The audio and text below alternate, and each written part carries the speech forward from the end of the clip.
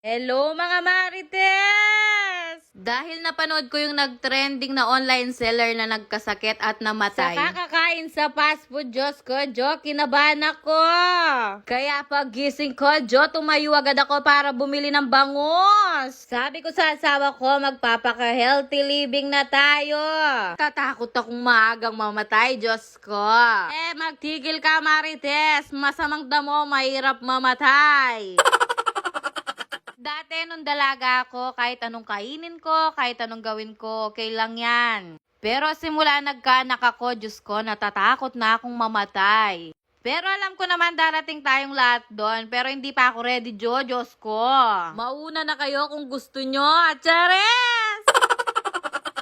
Kaya sa tuwing nagdadasal ako bago ako matulog, lagi ko sinasabi sa Diyos, Lord, hindi po ako naghahangad ng kahit ano, basta healthy lang kami, masaya na ako. Kontento na ako kung anong meron kami ngayon. Masaya na ako, kasama ko yung pamilya ko, pero kung ibibless nyo po kami, maraming salamat po. Pero alam nyo, napansin ko, totoo to.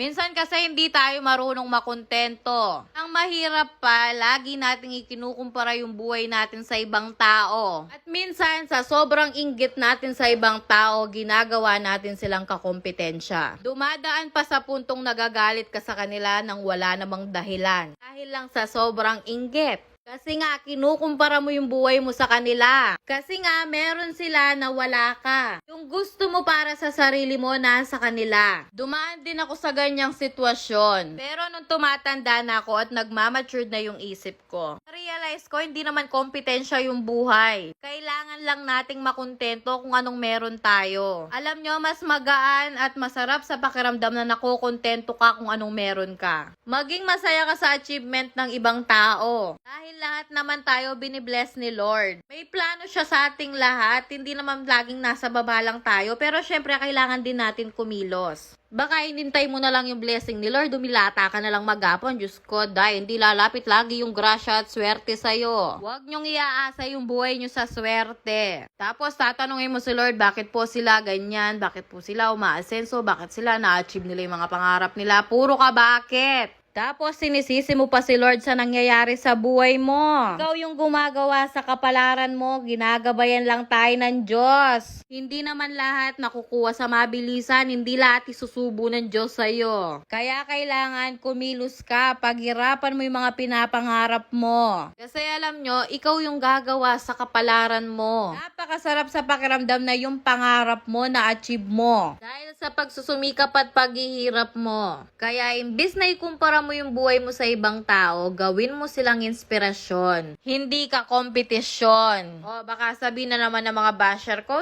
nagmamagaling na naman si Marites. Mga basher, hindi ako nagmamagaling. Dahil ako mismo dinanas ko yan. Naging inggitera at laging kinukumpara ko lagi yung buhay namin noon dahil sa sobrang hirap. Wala rin naman kaming sariling bahay noon ng asawa ko nung nag-uumpisa pa lang kami. Pero simula lumabas si Zoe, nagsumikap at nangarap kami hindi lang para sa sarili namin, para din sa anak namin. Kasi nga, ayaw din naming danasan ni Zoe yung dinanas naming kahirapan noon. Kaya kung ikukumpara namin yung buhay namin noon sa ngayon, malayo na kami pero malayo pa kami. Pero kontento naman kami kung anong meron kami ngayon. Pero patuloy pa rin kaming mangangarap at magsusumikap para sa better future ni Zoe. Hindi kami perpektong magulang pero gagawin namin ang lahat para kay Zoe. Kasama na dun yung pag-iingat namin sa kalusugan namin. Kain po tayo mga Marites!